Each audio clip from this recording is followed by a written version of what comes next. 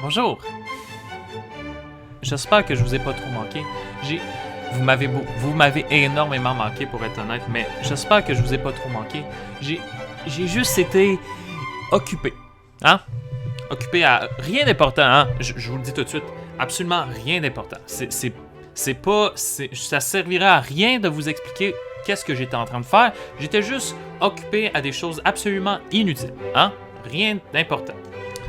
Absolument rien qui pourrait détruire la réputation d'un politicien pour le reste de sa vie. Absolument rien qui pourrait traduire personne en justice. Et simplement rien du tout qui pourrait exposer la corruption de nos gouvernements. Non, non, non, non, non. Absolument rien. Rien de ça. Ça, c'est mon passé. C'est mon passé. On va laisser faire ça. J'ai juste été un petit peu occupé. Un petit peu. Un petit peu. Pas assez de place pour les trois autres.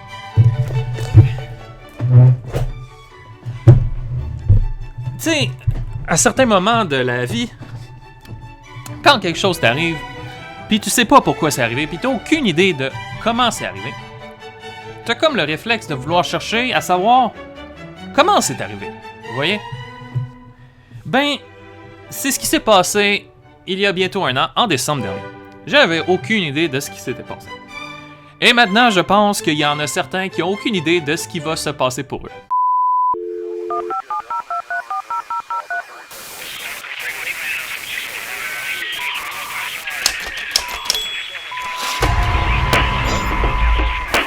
Bienvenue mes chers Canadiens français, Canadiennes françaises à ce premier épisode de cette nouvelle série signée DMS, du contenu que vous ne verrez nulle part ailleurs et si vous le voyez ailleurs, ils nous l'ont volé de la fin des Antifas. J'en ai beaucoup à dire, je vais être accompagné d'un texte pour une bonne partie de l'émission, veuillez m'en excuser. Donc sans plus tarder, je suis pas mal certain que la plupart d'entre vous êtes au courant de la petite aventure que moi et mon collègue avons vécue en décembre dernier. Si ça vous dérange pas, pour ceux qui sont pas au courant, je vais vous en faire un petit court résumé. Alors, pour abréger, après avoir été soupé et avoir veillé jusqu'à environ 2h du matin au restaurant Atomic Café situé à Hochelaga, moi et mon partenaire nous fûmes lâchement attaqués au poivre de Cayenne par 4 antifas, parce qu'évidemment, ces gens sont lâches, ne sont pas capables de nous affronter à quantité égale. Ils étaient armés de bâtons et de poivre de Cayenne d'ours, qui est un poivre qui est à peu près 5 fois plus puissant que celui que la police utilise. Après, pour la suite, on a pu voir notre adresse illégalement divulguée sur certains sites internet, dont ce site ici, Action indirecte. Puisque nous parlons du fameux article du site web WordPress Action indirecte, je vais vous en lire quelques extraits. Ce site, en effet, vantait certains gens qu'il nommait Antifa d'avoir réussi à découvrir notre appartement via des pistes de localisation. Premièrement, nous avons eu droit à ces fameux stickers au métro Joliette. Ensuite, la vidéo où 2 antifas se faisaient arrêter au métro Joliette les aurait soi-disant aidés à nous localiser. Je sais pas pourquoi ici, évidemment, l'auteur mentionne antifa en guillemets. Ceux qui seraient pas au courant, les criminels qui étaient en train de faire des graffitis proches du métro Joliette cette journée-là étaient quand même en train d'écrire antifa zone sur le mur, hein? Mais non, mais ça doit être juste un détail, hein? On va oublier ça. Mais évidemment, l'auteur de cet article se donne le droit de nous accuser d'avoir été ceux qui ont collé les collants sur la station Joliette parce que quand t'es un antifa, t'as absolument le droit de dire tout ce que tu veux, c'est pas Jeff Yates qui va aller te fact-checker après. Comme par hasard, des affiches sont apparues dans le quartier où habitent ces 2 gars, Caporal et McLove, dont une sur la porte d'entrée du logement où ils vivent. Cette action est le fait d'autres camarades, pas la note! C'est une histoire assez drôle, on va y revenir plus tard. Un peu plus tard dans l'article, l'auteur s'amuse à divulguer l'image de la pancarte qui a été placée aux alentours de notre quartier qui doxait notre adresse et même notre numéro d'appartement. Ok. Oh. Non, Moi, mais... je pensais à arriver puis voir des faits images de moi avec mon partner. Ok, c'est quoi? C'est raciste, misogyne, transphobe. Oh. J'ai oublié antisémite. mettre en situation que on a reçu ça par inbox. On a reçu ça. Parce que je comprends, on a des supporters. Ouais. Écoute, c'est vraiment merci. Merci à ceux qui ont fait ça à Cannes Orange. Je sais pas c'est qui, mais on vous remercie. Écoute, wow. Je le garde comme souvenir. Ah oui, je garde comme souvenir. Ils ont accès à des imprimantes de couleurs, tout le kit quand même, Ouais. c'est des papiers. Je trouve que c'est quand même des papiers de C'est pas propagande. de l'argent des universités. Non, non, Cette citation accompagnait l'image, je vous la cite à l'instant. Je me suis gardé une petite gêne. Je sais que vous êtes contre la censure, DSL. La prochaine fois, j'essaierai de ne pas caviarder l'image, mais des fois, la censure a un côté moral. T'sais, je prends ça en note, cher auteur. Caviarder une partie d'une adresse d'une personne que l'on doxe a un côté moral. C'est noté. Bla bla bla bla, Q-Perk c'est les gentils, c'est pas des terroristes, bla bla bla bla bla bla. Voici ma partie préférée. Dans une vidéo créée à des fins de sollicitation, ils ont accepté l'aide d'un homme. DMS serait financé maintenant par nul autre que Georges Alac, fondateur du CCC. CCCC. Georges Alac serait-il l'aspirant Soros de la droite canadienne? LOL.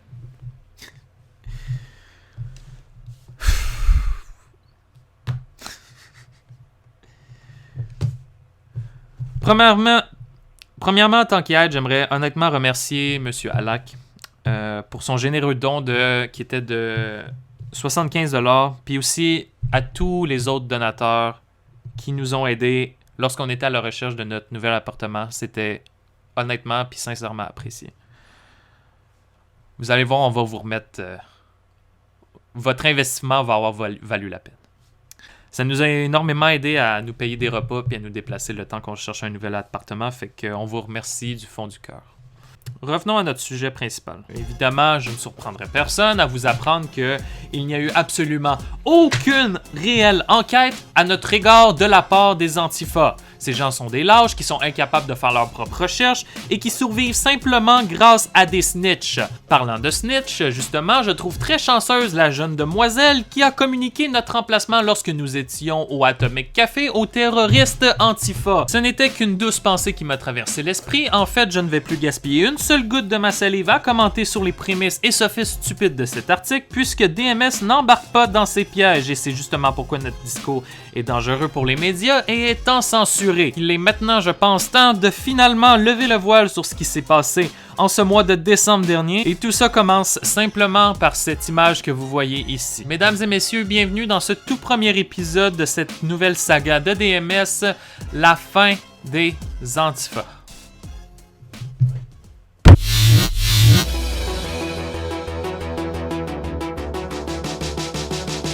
They show up in the helmets and the black masks, and they've got clubs and they've got everything.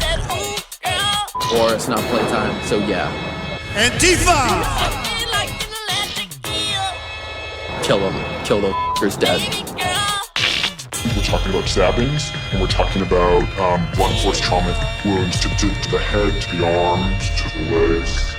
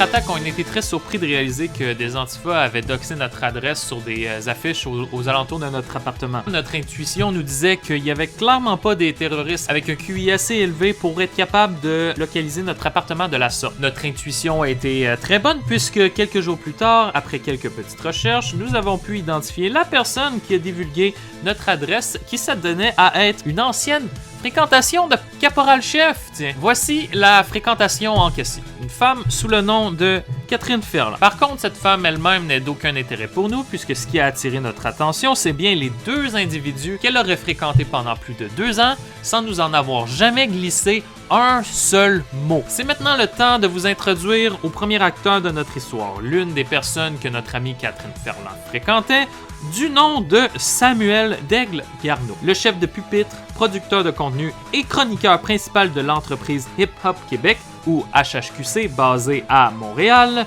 plus précisément dans le quartier d'Hochelaga. Ces liens avec le HHQC seront discutés plus tard. Ce qu'il faut comprendre ici, c'est que depuis 2007, via son entreprise, M. Samuel aurait fondé de nombreux liens avec des groupes communistes et anarchistes de l'Est de Montréal. À l'aide de ses connexions dans le secteur musical, il a entre autres été l'organisateur de nombreux événements en lien avec le Rash de Montréal, aussi connu sur Facebook sous le nom de Casse sociale. Évidemment, pour garder l'anonymat, Samuel participera à l'organisation d'une grande partie de ces événements sous le même pseudonyme qu'il utilise sur Internet, KR Le Poser. Dans cette même mentalité, Samuel a rapidement adopté la doctrine communiste Antifa. En plus d'ouvertement supporter ce mouvement communiste artificiel, Samuel fera même la promotion de la destruction du Québec sur son Instagram, en plus de même participer à certaines manifestations de solidarité sans frontières. Certains articles sur son site aujourd'hui supportent même l'immigration de masse, en plus du fait qu'il est quand même important de noter que Samuel a déjà participé à des événements de hip-hop dans le même café atomique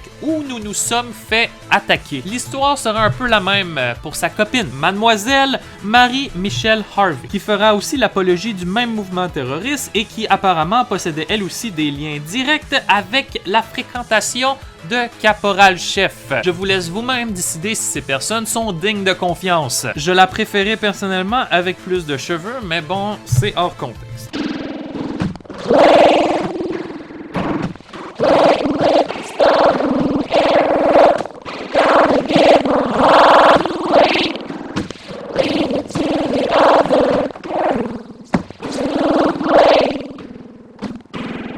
Retour à cette fameuse image que je vous mentionnais tout à l'heure. Pour ceux qui ne sont pas habitués dans le domaine informatique, il faut prendre en compte qu'une image informatisée ne contient pas simplement les informations sur les pixels qui la composent. Les images peuvent aussi contenir beaucoup d'informations sur les propriétés qu'elles possèdent. Ce genre d'information est connu par les programmeurs sous le nom de métadonnées. Cette dernière contient généralement la date de la prise de vue de la photo, l'appareil photo utilisé, des informations comme la grandeur de l'image aussi, la lentille qui a été utilisée et plein d'autres informations utiles pour les gens qui font de la photographie et qui font de la visualisation d'images sur leur ordinateur. Sauf que dans certains cas, si on fait pas attention, il est aussi possible que les métadonnées d'une image gardent en mémoire le nom d'utilisateur de l'ordinateur où elle a été créée et ou modifiée. Dans notre cas, cette image très particulière que vous voyez à l'instant et que je vous ai mentionné tout à l'heure a subi exactement cette même situation.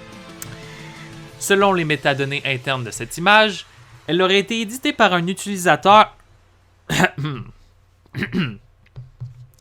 Elle aurait été éditée par une utilisatrice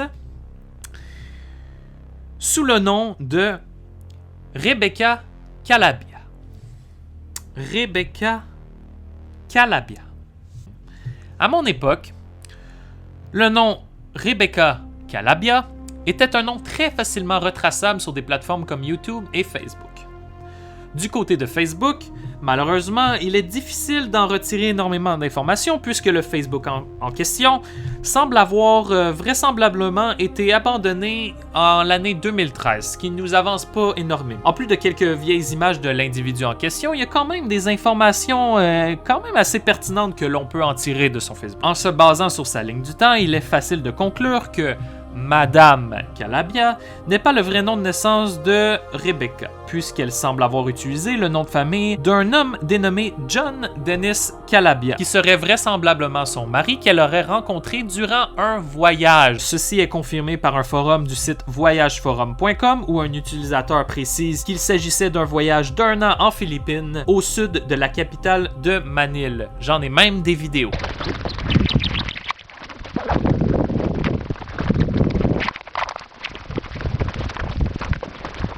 Aussi, après analyse rapide, grâce au partage et à quelques mentions j'aime, il est possible d'identifier une partie de son entourage proche.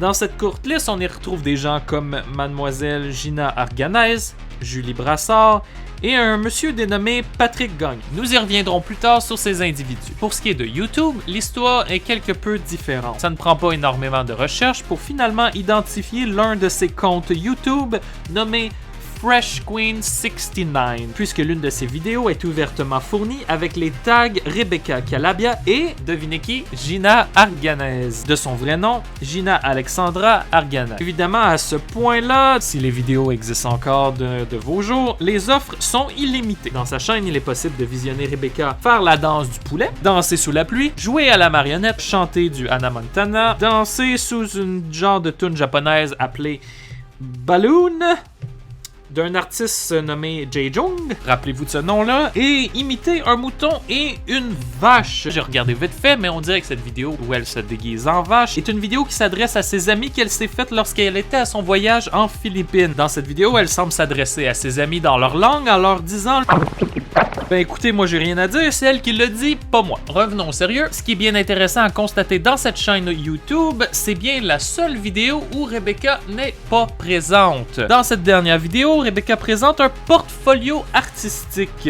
mettant en vedette certaines de ses créations originales qu'elle vendait à l'époque. Attaché à cette vidéo se trouve un lien vers la page Facebook où elle gérait ses transactions à l'époque, où elle admet que son réel nom de famille est en fait B.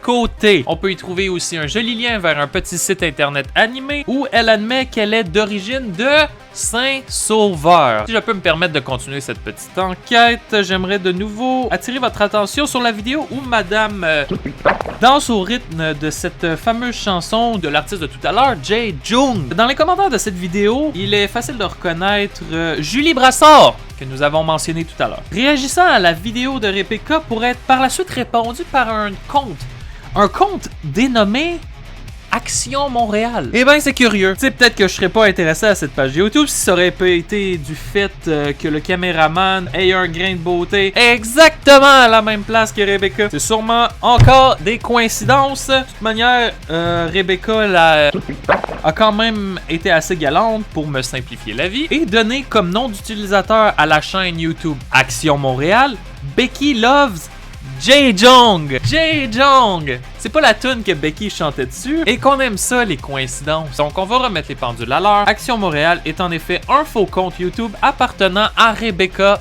B. Côté. Ce dernier fut mis en ligne en 2015 dans le but de mettre en ligne des vidéos d'événements ou des communiqués en lien avec une opération internationale orchestrée par certains groupes Anonymous de l'époque, l'opération Safe Winter. Mais on y reviendra là-dessus. Évidemment, à un certain point, Rebecca s'est servie de son faux compte pour publier des vidéos qui n'étaient pas nécessairement en lien avec l'opération Safe Winter. Une autre vidéo intitulée L'ombre blanche, les coulisses du vidéo Repose en paix, en est un bon exemple. Mise en contexte, Repose en paix est une chanson rap québécoise apparue en décembre 2015 par le groupe L'ombre blanche. Un groupe dont certaines des réalisations ont même été boostées par les médias de masse et dont le chanteur est Sylvain Saint-Pierre, un rappeur hip-hop de Saint-Sauveur qui semble avoir réellement pris un drôle de petit visage anarchiste pour la sortie de son dernier CD.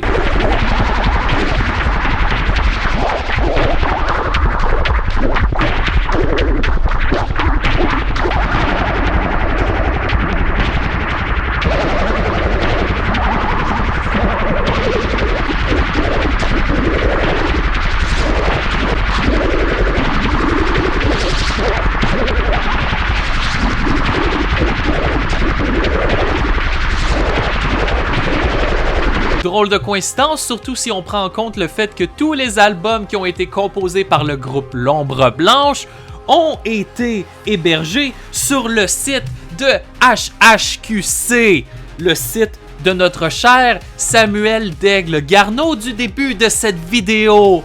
Hey, on en trouve-tu des drôles de coïncidences à Montréal? Ça en fait-tu des drôles de liens, les méchants racistes? Remontez la page Facebook de Sylvain Saint-Pierre loin,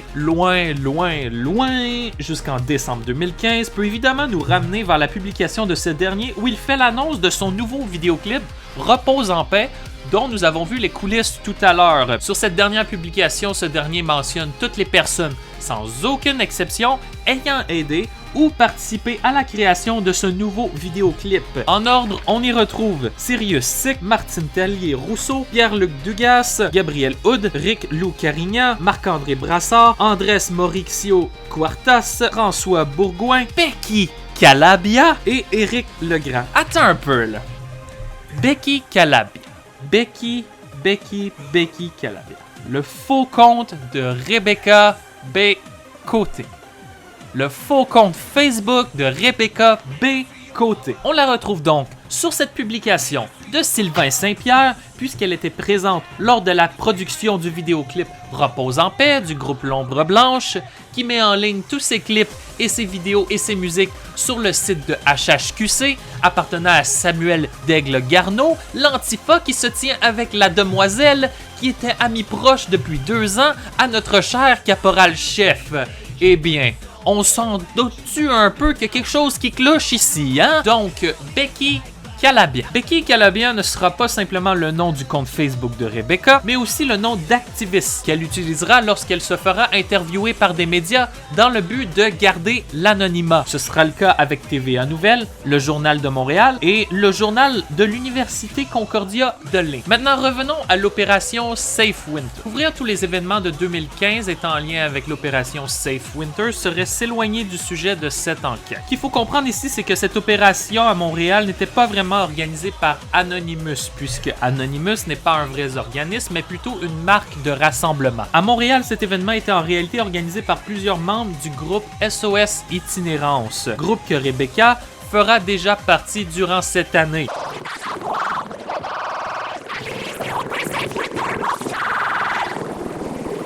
On va y revenir sur SOS Itinérance. Ce sera évidemment pas le seul événement organisé par SOS Itinérance qui sera publié sur son compte YouTube de Action Montréal. Sur ce dernier, on y retrouve aussi sa couverture de la Marche mondiale pour les sans-abri de 2015. Cet événement se voudra comme un événement de dénonciation des arrestations des sans-abri à Montréal. Il sera majoritairement couvert par le journal local 24 heures ainsi que par nos chaleureux amis du groupe gauchiste 99 Média. Le caméraman qui se trouvait sur les lieux cette journée était nul autre que Rick Conil-Fournier, aussi connu comme étant l'homme ayant censuré des preuves de criminalité à mon égard, mais ça, on y reviendra dans un autre épisode. SOS Itinérance serait né en 2013, fondé par nul autre qu'Alexandre Paradis, une ancienne victime de l'itinérance à Montréal. Ce dernier aurait trouvé la motivation à créer son groupe de charité suite à des séances d'introspection, après avoir été un sans-abri pendant plus de 13 ans, à l'aide de plusieurs autres membres incluant la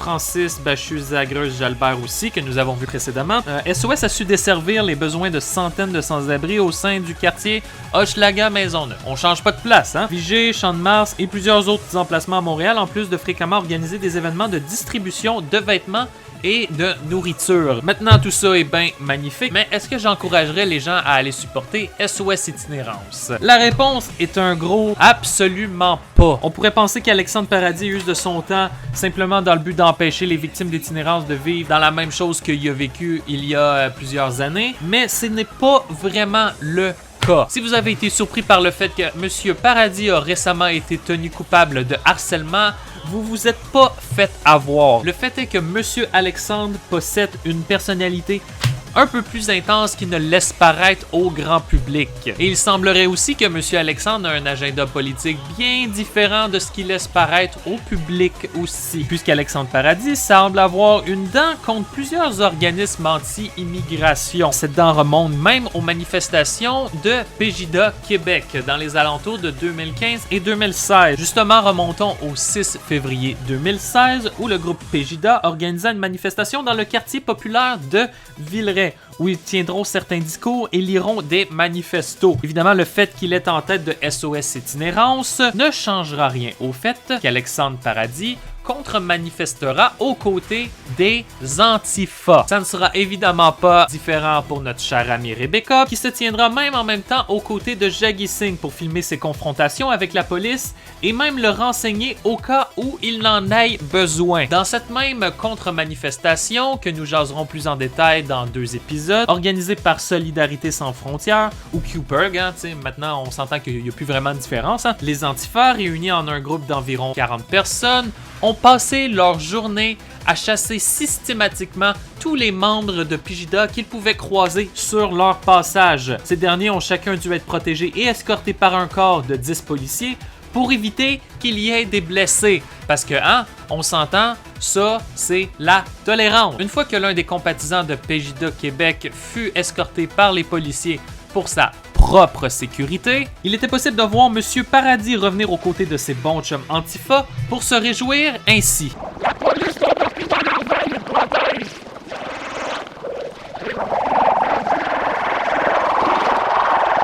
Maintenant, rappelez-vous de ce que l'on vient de parler et remontons jusqu'au 26 septembre 2015, où le même groupe, Pegida Québec, évidemment la même situation s'est produite ici, on connaît la routine, alors qu'un groupe tentait de manifester pacifiquement, des jeunes enfants enragés, de Solidarité sans frontières évidemment, se sont empressés de contrer la manifestation, ce qui a forcé des dizaines de policiers à intervenir et séparer les 2 groupes.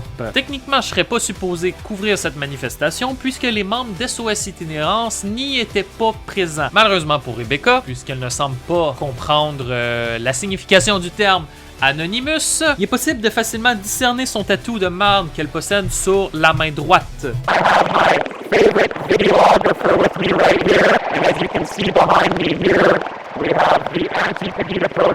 Anti-Pegida. Anti-Pegida. Anti-Pegida. Anti-Pegida. Après avoir fait 2 contre-manifestations, faut bien croire qu'Alexandre Paradis et Rebecca Bécoté aimaient vraiment ça, se définir comme étant des manifestants anti-Pegida. C'est drôle parce que c'est comme si on pouvait faire un lien entre la création de la page Antifa Anti-Pegida, une page qui a été fondée le 25 septembre 2015, une journée avant la manifestation que Rebecca a pris part le 27 septembre 2015. Probablement juste une coïncidence. Pourtant, Rebecca devrait peut-être nous expliquer pourquoi ça donne que son ami Pat Gagnon, qu'on a mentionné tout à l'heure, est énormément actif sur la page Anti-Pegida Québec, en plus du fait qu'il ait partagé sur cette même page un screenshot d'une conversation Facebook qui s'est par miracle retrouvé sur la page Action Indirecte qui appartient justement à Rebecca Bécoté. Peut-être qu'à la place, tu devrais juste nous expliquer pourquoi ça donne que ton article de WordPress, qui a été par pur hasard, hein, partagé par la page Anti-Pegida Québec, s'est retrouvé à être publié en ligne sur Facebook avant qu'il ait été mis en ligne publiquement sur WordPress. Ben tiens, c'est drôle, Rebecca, regarde, il y a une photo de toi et d'Alexandre Paradis sur la page d'Anti-Pegida, sur le web entier. J'ai vérifié partout. Il y a 2 publications où quelqu'un admet avoir écouté notre entrevue intégrale avec la radio Infocité. Il y a toi sur ton article WordPress et il y a Anti-Pegida. Quitte-toi pas, Rebecca. Vu que je suis pas mal certain que ces preuves sont pas assez pour toi, j'ai pris la peine de faire des très belles recherches supplémentaires dans le but de prouver mon point. Je veux rester consistant. Je veux pas qu'on me traite de fake news. Tu vois, c'est intéressant que tu as pris la peine de filmer ton écran LG dans le but de montrer que tu avais vraiment visionné notre entrevue à Radio Infocité. Eh bien, je suis content de voir qu'il t'a beaucoup servi, Rebecca, parce que justement, j'ai trouvé une photo de toi avec ton fameux tatou. Toutes les polices sont des bâtards. Et c'est drôle, en arrière-fond, qu'est-ce que je vois ici? Est-ce que ça serait un écran LG? Le moniteur situé en haut à droite de cette photo est exactement le même moniteur LG que l'on retrouve dans la photo de la page Anti-Pegida Québec. J'ai présentement l'honneur, exclusivement à DMS, de vous présenter la grande, la fière, l'indétrônable, créatrice et éditrice de la page WordPress Action Indirecte et de la page Anti-Pegida Québec, la fameuse Rebecca Bécoté, habitante de Saint-Sauveur. Elle ne vient pas de Montréal. She says that she often comes to Montreal but has no sense of direction, and she always gets lost. Bénévole à SOS Itinérance, aussi figurante dans le vidéoclip de Sylvain Saint-Pierre, on peut la voir ici très clairement. Rebecca B. Côté. Rebecca B. Côté. Je serais vraiment curieux de savoir pourquoi tu censures si systématiquement ton premier vrai nom de famille sur la majorité de tes publications, Rebecca. Est-ce que ça serait la honte? La gêne?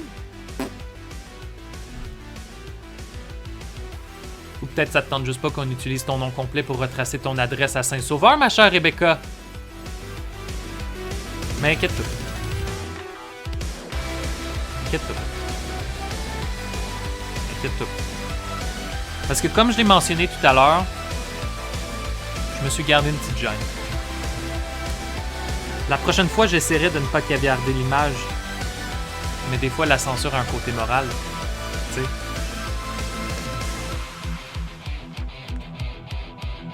On se retrouve au prochain épisode.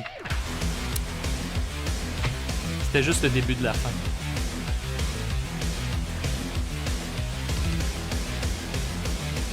Au revoir. Vive le roi.